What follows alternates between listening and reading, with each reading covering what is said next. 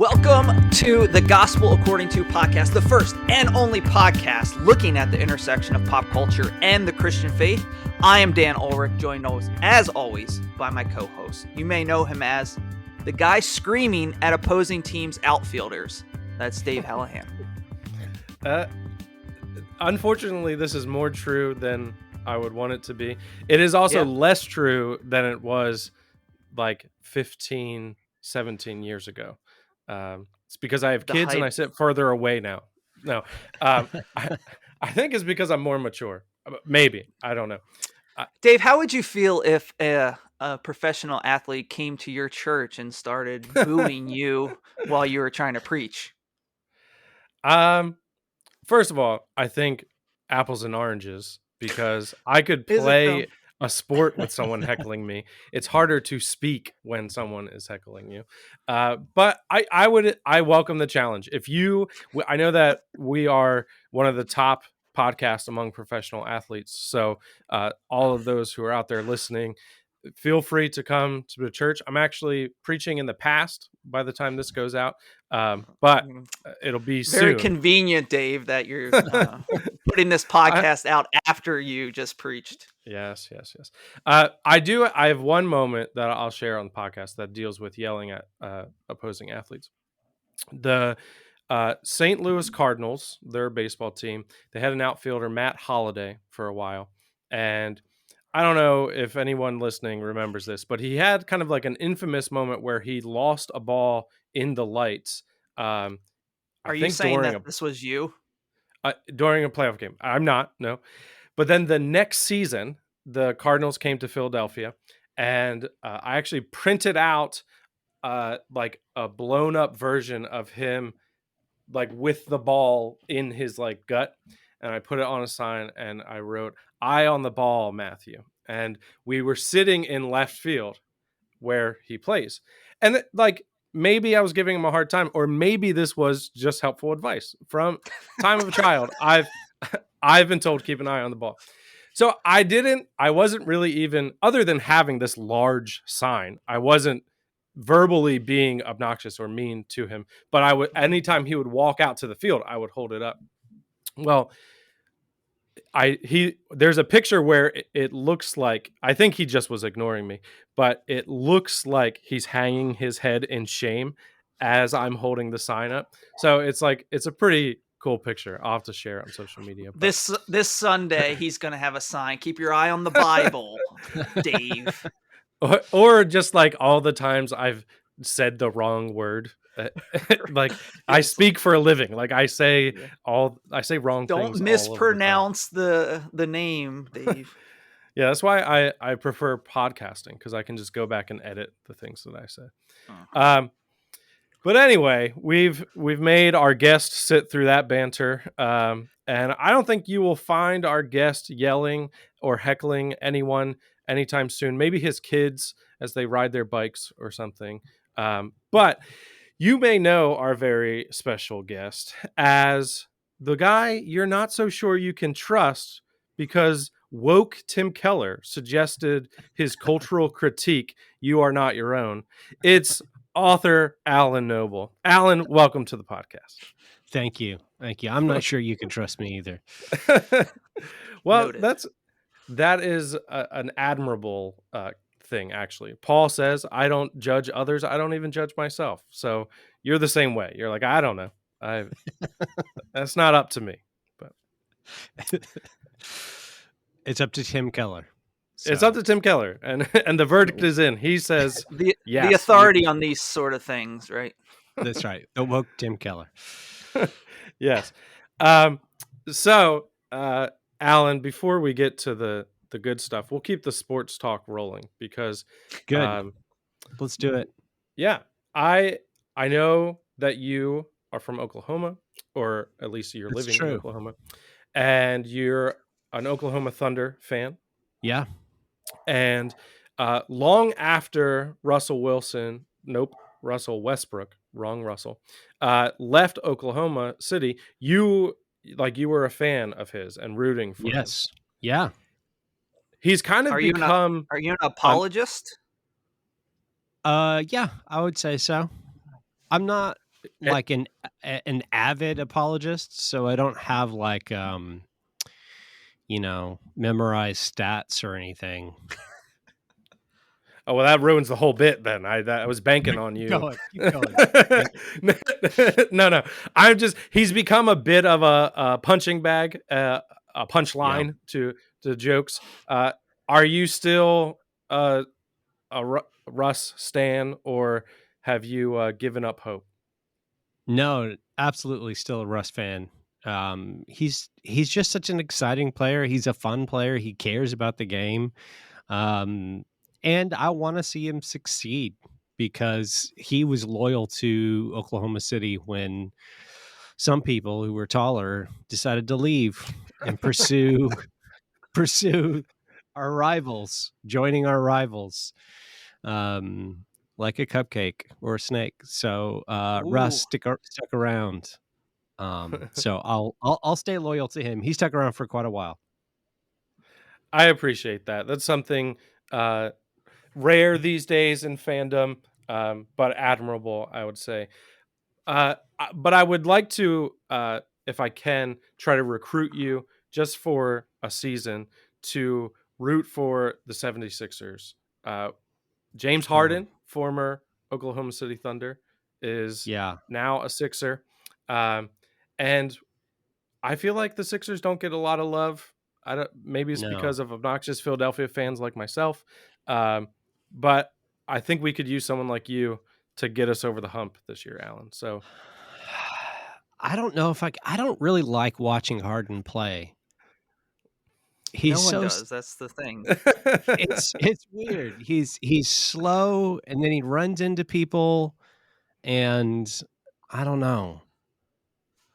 I appreciate that he has a dad bod, or has had in the past, and when he wants to be the traded, beard he is does good. anyway. Yeah, that's right. Yeah, but I don't know. I just don't enjoy watching him shoot free throws, which is what he does mostly. It's true. That's fair. That's all I had in me, to be honest. I didn't have much more of an appeal than that. So that's good, because that will help us in the next portion of the show, where we're going to be competitors. And so you not rooting for the Sixers, I'm okay with that. So, all right. So Dan, what do you got for us? All right. You ready to play the game, boys? So this game is called Lamentations or Taylor Swift. I am going to read either a scripture from the Message translation of the Book of Lamentations, or a Taylor Swift song lyric, and it's up to you to tell me which is which. All right. Do you understand? That's good. I know no Taylor Swift. I don't know any of her songs, so as long that'll as you make know this fair. Lamentations, then doesn't. I don't know any Lamentations, so. And to be honest, we've played this game before, and Dave did terrible. And so we will see all right, if he can redeem himself or not.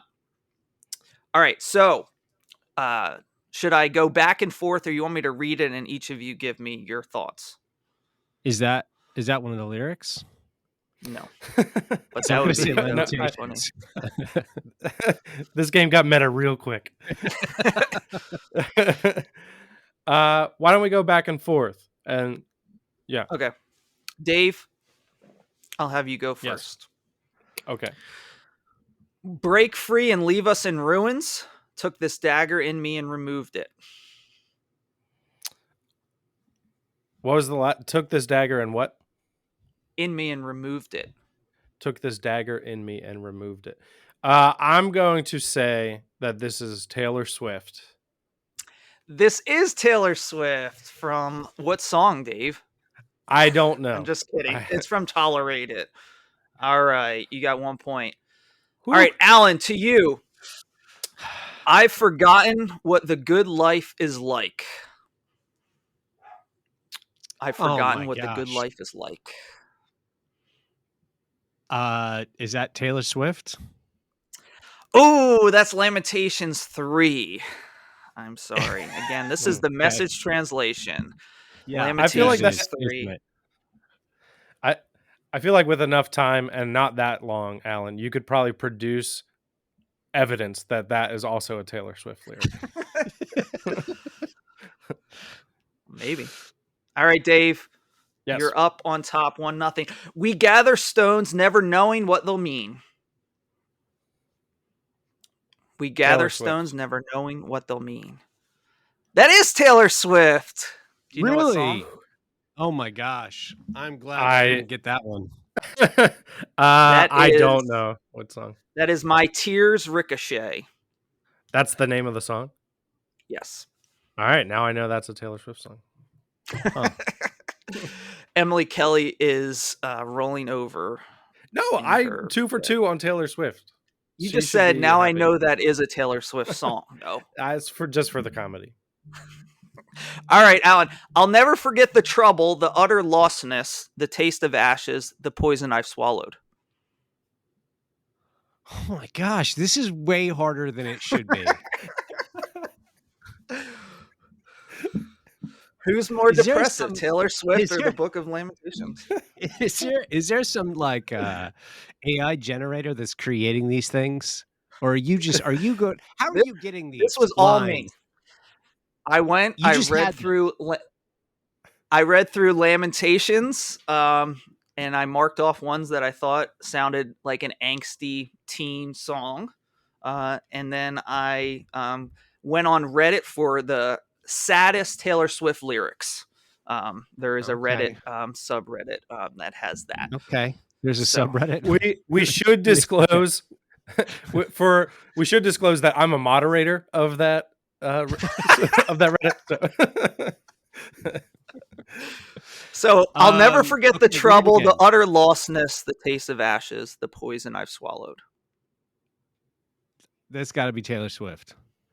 That is Lamentations 3 from the 19th through 21st section of that. By got to, I mean, it could be anything.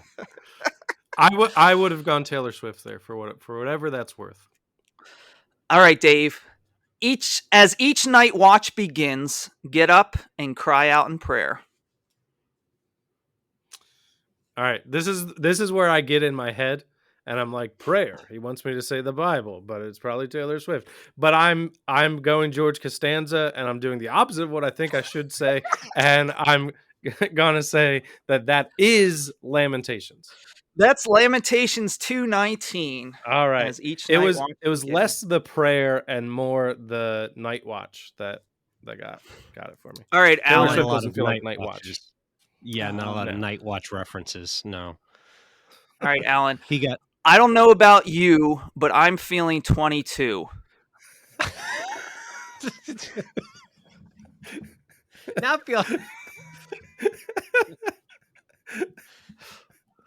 I feel like you just lowered the standard because I was doing poorly, but I'm gonna take it. I'm gonna say that is Taylor Swift. That is Taylor Swift. Oh wow. Oh man, you're on the board. Dave, he took me by the hand and walked me into pitch black darkness. Lamentations. He took me by the hand and walked me into pitch black darkness. That is Lamentations 3 in the 1 through 3 section. Okay. All right, last one Okay. here for you, Alan. Gotta tie it up. Boys and old men lie in the gutters of the streets, my young men and women killed in their prime. Lamentations. That's Lamentations 2:21. Good job, guys. All right, we both Sure. scored points there. And if Taylor or any of your representatives are listening, feel free to use the Book of Lamentations for your next album. Yes. All the lyrics are Um, written there for you. You just got to come up with some tunes to sing them to.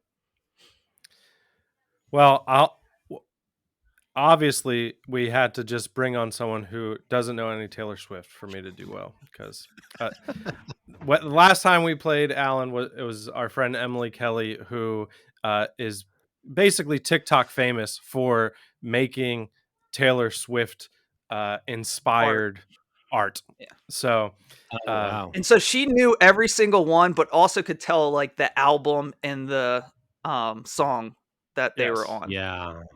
Yeah. yeah. All the while So Dave was getting them wrong I was just after like all. breaking out into sweats, and it wasn't good. I feel redeemed, and You're I welcome. think at your You're welcome. expense, Alan. So That's fun. You know? all right, well, we can end the show now. I don't think Alan's here to promote anything, that's for sure. So we can go. No, Alan, you have written another book. Yeah. This forthcoming book is called "On Third Getting Out of Bed." Third book, yes.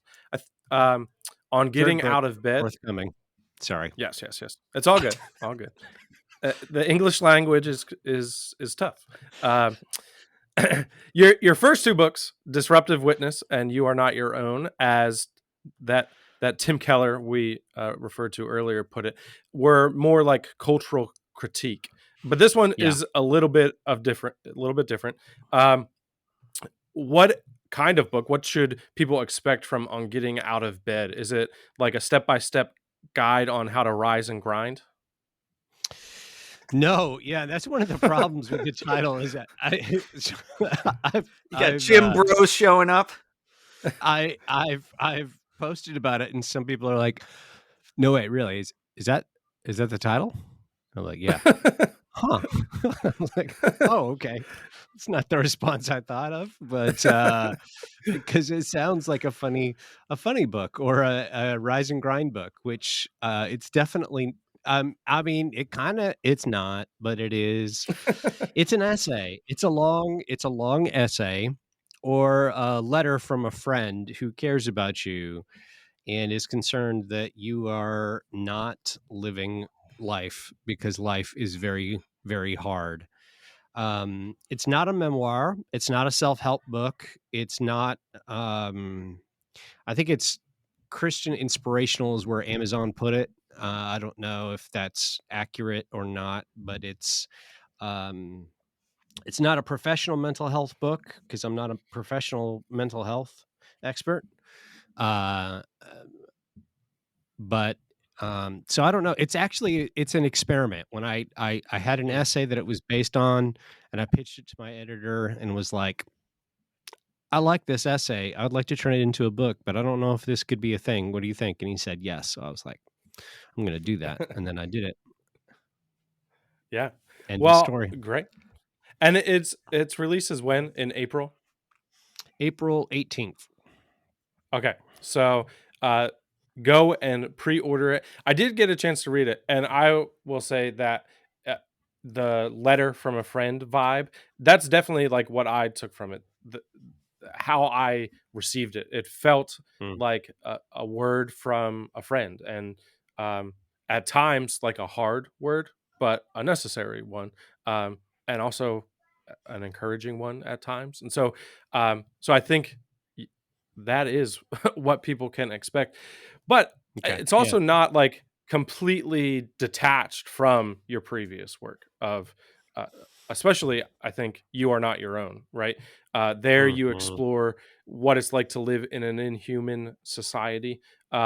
So that here you're exploring the burden and gift of living. So how does living in an inhuman society, and maybe even you can tell us how we are living in an inhuman society a little bit, how does that necessitate a book like this? Hmm. Yeah. Yeah, that's a good point. I guess they are connected. I have felt like this book is just sort of dangling on its own, but You Are Not Your Own makes the argument that we live in this inhuman society because our current society is based off of a false anthropology, a false assumption of what it means to be a human being. Our current society assumes that we are each our own and are responsible for our being and existence and identity and purpose and meaning and value and belonging and everything. And that creates this Sisyphean. There we go. I teach English for a living, and I can't talk, but I don't teach Greek.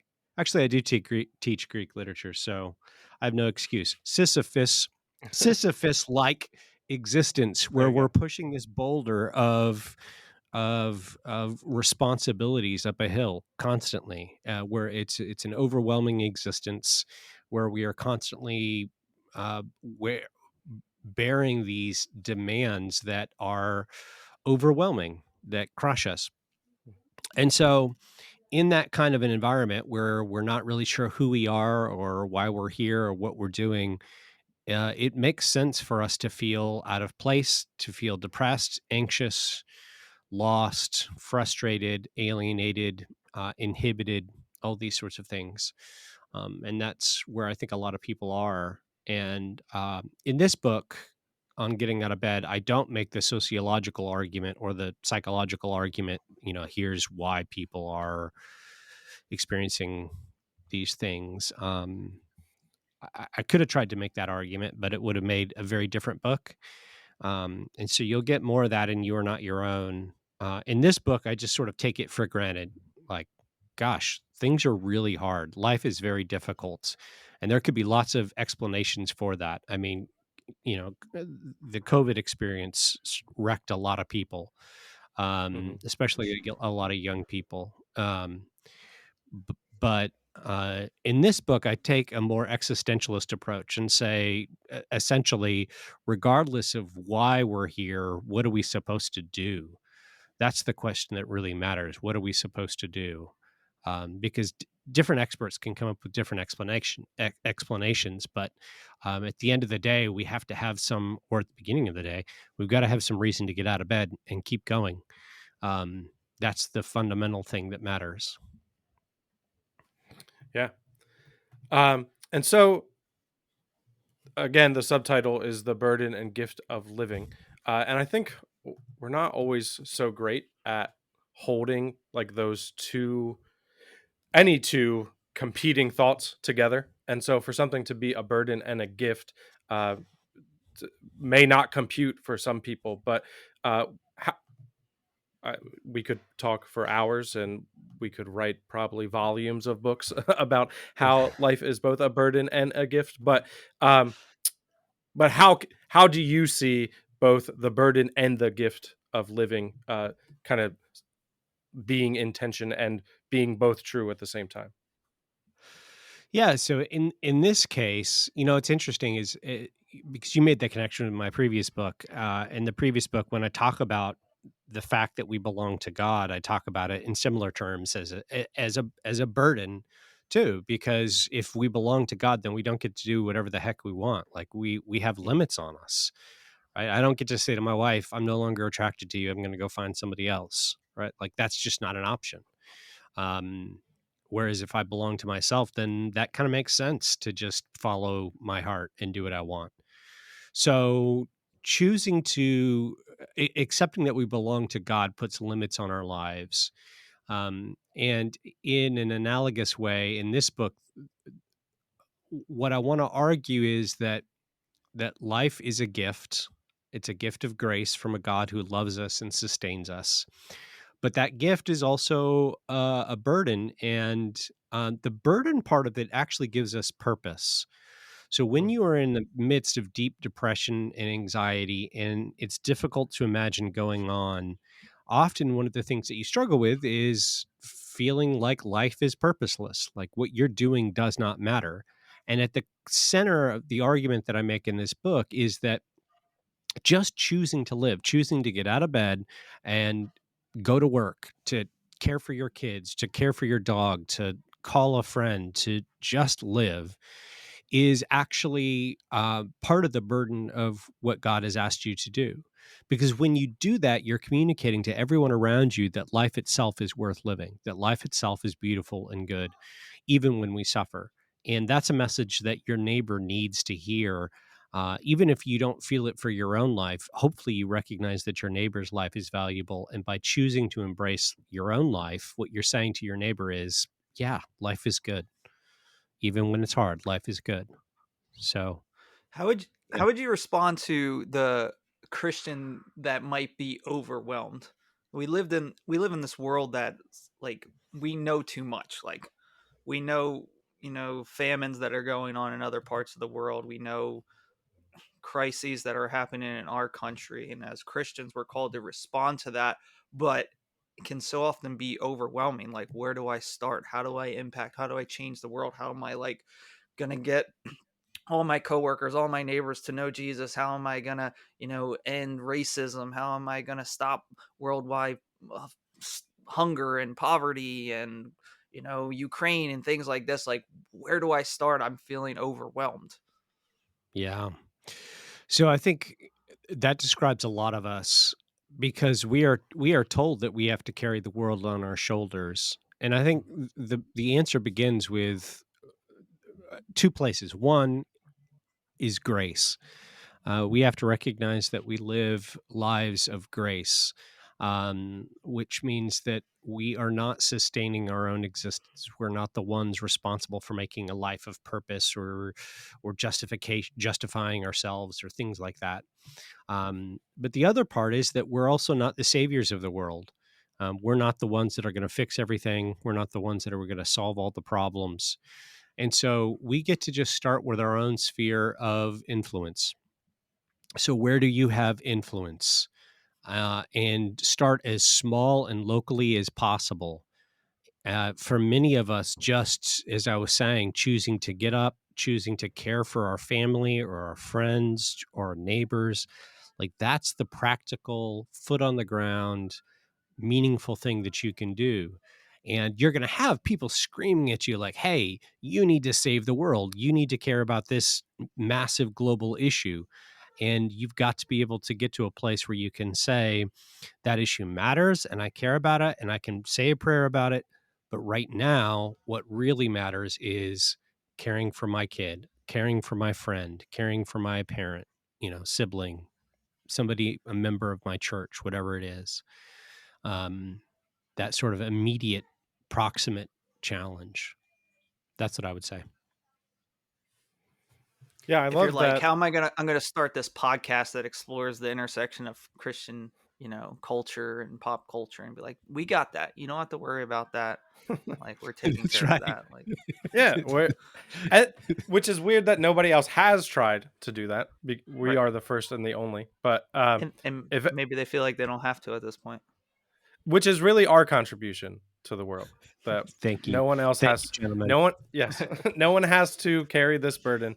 Uh, But I as I like feel that. to really I like what you're saying, Alan, because if we look at the life of Christ, like, it was very, centralized mission. Like, he was at one point, and it was the people in front of him, and like, Jesus was caring for his disciples and those that he come in contact with. There's, people living further east and further west and further north and further south that, like, it's not that he didn't love and care for them, but he was imparting that on his disciples to go forth and, people to yeah. go forth, that he was taking time to rest. He was taking time to prayer. He was taking time to remove himself from the situations.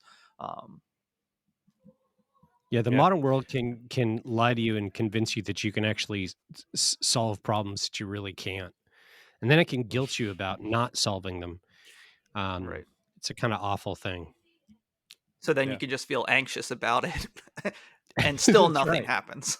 That's yeah. right. Well, Exactly. and, and not only are we told that we can solve problems that we actually can't, but I think that anxiety and often the anger that we feel about these issues, we're told is the solution. Like, if you're not angry Mm, about it, you're not paying attention. If you're not angry, and so then when we get angry and we post something in anger, or we uh, like something in anger, we retweet something in anger, we feel like, all right, I've like done something to help solve this problem.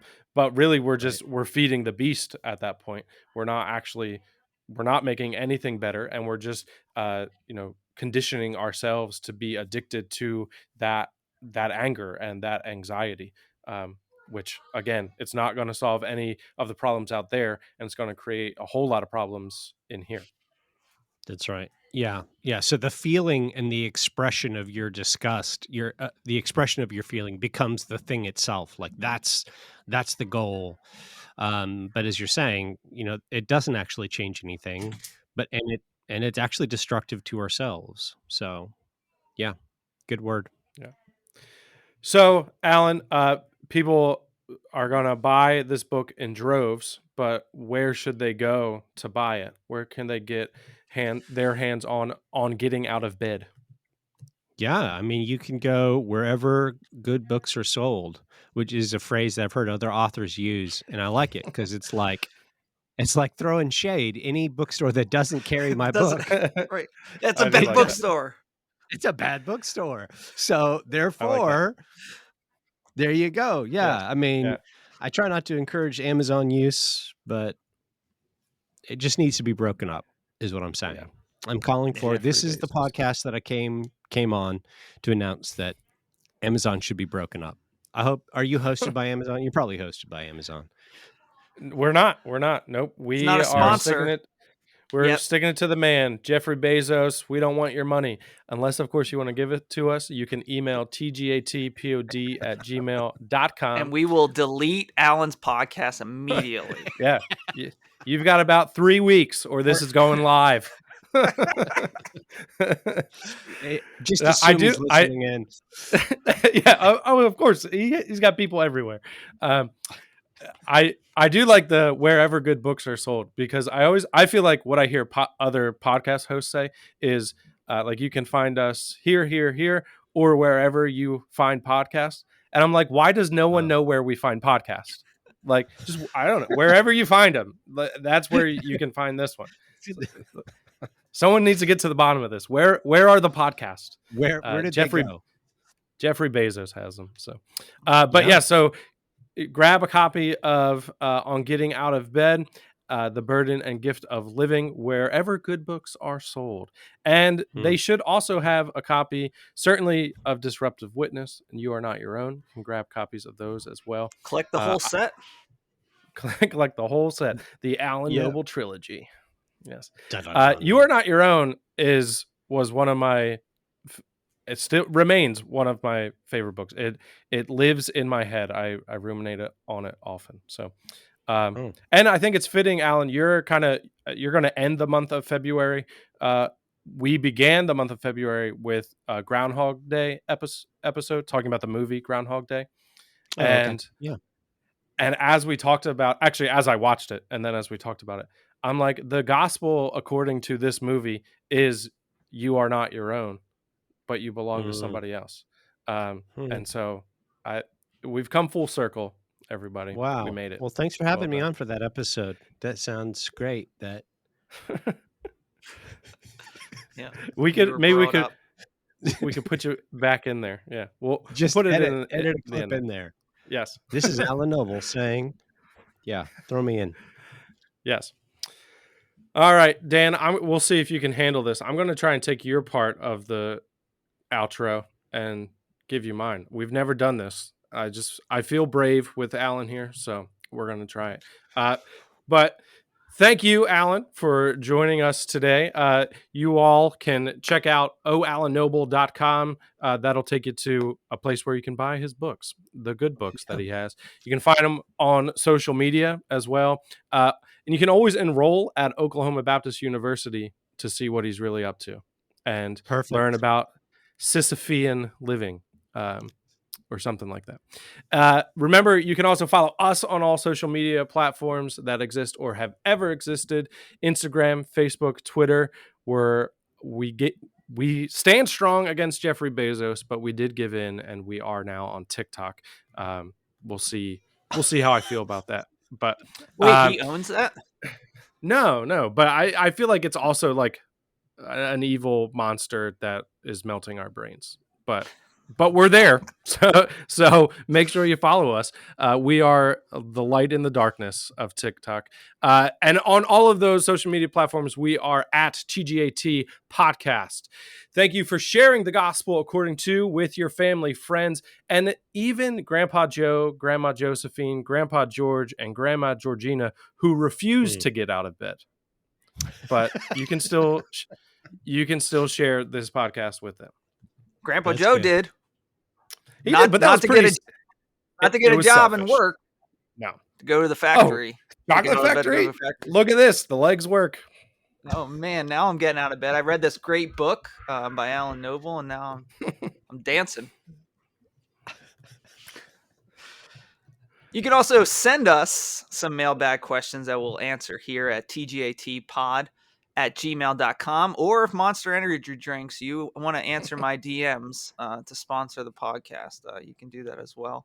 You can do your part in obeying the Great Commission by helping us spread the gospel according to podcast, and that's by leaving a 5-star rating or review. Also, if you have things that we got wrong, you can send them in as well for our reproofs and corrections.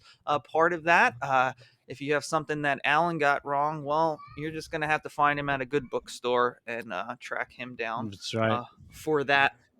You have I to have enroll in one of his classes and leave it on the teacher review at the end of the semester. Oh my gosh. Yeah, I have a Rate My nightmare. Teachers. Are you on that? Are you on Rate My Professors?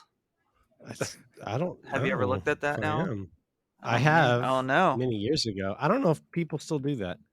My Okay. professors. Okay. Well, great. You just sent him down that anxiety rabbit hole. Thanks, Dan. I have a reproof, Dave. I was looking through some of your pictures on Facebook, and you came out and you were saying that you go Birds and you're rooting for the Eagles in this playoffs. But I saw a picture of you with a 49ers jersey on. What do you have to say about that? I admit to my mistakes. We are all changed people. The first Super Bowl I remember watching was the 49ers and the San Diego. Actually, yeah, I guess they were the San Diego Chargers at the time. And 49ers won. Steve Young was quarterback. Jerry Rice was wide receiver. And I was a little boy who liked a good team. Okay. And so I was a 49ers fan for a while. All right. There it is. So, yep. I have one Also rating mistake. on Rate My Professor. One rating. Oh, It's yeah? 5 out of 5. So Nice. just Is there just an is there update. like a written review? Yes, he was a great professor. Can you? Am I dead? I always he was. Am I no longer with us? I That's right. always enjoy his class. He was a difficult professor, but I would highly recommend taking any class with him. There you go.